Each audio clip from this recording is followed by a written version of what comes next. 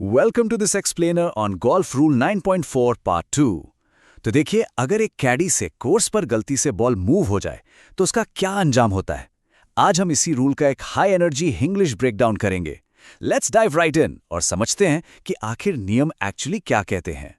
इस एक्सप्लेनर का road map बहुत क्लियर है। पहले हम रूल 9.4 देखेंगे, जहां कैडी और प्लेयर एक बराबर हैं। फिर जनरल रूल की बात करेंगे, जो है 1 स्ट्रोक पेनल्टी। उसके बाद 4 इंपॉर्टेंट एक्सेप्शंस, फिर आएगी सबसे बड़ी कैडी मिस्टेक, और लास्ट में एक प्रोफेशनल कैडी का मंत्र। तो शुरुआत करते हैं हमारे पहले रूल से, रूल 9.4, कैडी इक्वल्स प्लेयर। ये रूल लिटरली फाउंडेशनल है इस पूरी चर्चा के आधार के लिए। Caddy's action equals players action. ये एक ऐसा क्रिटिकल मंत्र है जिसे भूलना बहुत महंगा पड़ सकता है। गोल्फ कोर्स पे ना, कैडी और प्लेयर दो अलग लोग नहीं होते। रूल्स उन्हें एक सिंगल टीम, बिल्कुल एक ही एंटिटी मानते हैं। तो बेसिकली कैडी का हर एक्शन ऑफिशियली प्लेयर का एक्शन ही माना जाता है। No excuses there. इसका सीधा सा मतलब यह है कि अगर कैडी से कोई छोटी सी भी गलती हो गई, मान लीजिए एक्सीडेंटली बॉल को टच कर दिया या हिला दिया, तो उसका डायरेक्ट खामियाजा प्लेयर को भुगतना पड़ता है पेनल्टी के रूप में। जस्ट इमेजिन, एक माइनर सी कैडी मिस्टेक आपके एक टाइट मैच का पूरा मोमेंटम, पूरा स्कोर कंप्लीटली बिगाड़ सकती है। It's a real game changer. आगे बढ़ते हैं जनरल रूल की तरफ, जो है 1 स्ट्रोक पेनल्टी। आइए देखते हैं, जब कोर्स पर यह एक्सीडेंट होता है तो एक्चुअल हार्श रियलिटी क्या होती है। नंबर 1, रूल बड़ा क्लियर है। कैडी के हाथ या पैर से अगर गलती से प्लेयर की बॉल मूव हो जाए तो ठीक एक पेनल्टी स्ट्रोक का नुकसान होता है। और हाँ, बात सिर्फ यहीं खत्म नहीं होती। रूल्स के मुताबिक आपको बॉल उठाकर बिल्कुल उसकी ओरिजिनल स्पॉट पर वापस रखना मैंडेटरी होता है। अब देखिए, प्रो गोल्फ में एक सिंगल स्ट्रोक की कीमत क्या होती है, ये हम सब जानते हैं। एक पेनल्टी स्ट्रोक आपसे पूरी चैंपियनशिप छीन सकती है। Absolutely brutal, right? अब आते हैं इसके अगले हिस्से पर, 4 इंपॉर्टेंट एक्सेप्शंस। थोड़ी राहत की सांस लीजिए, क्योंकि अब हम उन 4 स्पेसिफिक सिचुएशंस की बात करेंगे जहां बॉल मूव होने पर भी कोई पेनल्टी नहीं लगती। Good news basically. बिना पेनल्टी वाले ये 4 सिनेरियोज का एक मेंटल चेकलिस्ट बना लीजिए। पहला, जब बॉल खोजी जा रही हो। दूसरा, जब बॉल पुटिंग ग्रीन पर हो। तीसरा, जब बॉल किसी इक्विपमेंट को टच कर रही हो। और चौथा, जब बॉल को मार्क, लिफ्ट या रिप्लेस किया जा रहा हो। चलिए इनको थोड़ा डिटेल में ब्रेकडाउन करते हैं। एक्सेप्शन नंबर 1, रफ में बॉल खोजना। मान लीजिए प्लेयर की बॉल डीप रफ में खो गई है। अब उसे ढूंढते वक्त एक्सीडेंटली कैडी का हाथ या पैर लगने से बॉल थोड़ी मूव हो जाए तो पैनिक करने की जरूरत नहीं है। ऐसी कंडीशन में पेनाल्टी 0 होती है। Caddy's can definitely relax here. बस बॉल को लीजिए और उसकी पुरानी जगह पर वापस रिप्लेस कर दीजिए। Simple. Exception number 2, putting green. Course के बाकी हिस्सों के मुकाबले ना, पुटिंग ग्रीन एक सेफ जोन की तरह बिहेव करता है।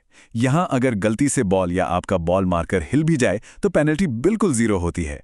ये डेली यूज होने वाला एक सेफ जोन है, इसलिए इस रूल की क्लैरिटी होना आपके लिए बहुत आसानी पैदा करता है। अब एक्सेप्शन 3 एक काफी इंटरेस्टिंग सिचुएशन है। कई बार ऐसा होता है कि बॉल आकर ठीक किसी गोल्फ बैग या प्लेयर के शू के सहारे रुक जाती है। अब आगे खेलने के लिए उस इक्विपमेंट को तो हटाना ही पड़ेगा, राइट? तो अगर उस इक्विपमेंट को हटाते वक्त बॉल एक्सीडेंटली हिल जाए तो ये मूवमेंट कंप्लीटली पेनल्टी फ्री है। यहां लिटरली कोई पेनल्टी स्ट्रोक नहीं जुड़ता। और एक्सेप्शन नंबर 4 जुड़ी है डेली मैकेनिकल रूटीन से, जैसे बॉल को मार्क करना, उसे उठाना यानी लिफ्ट करना और फिर वापस रिप्लेस करना।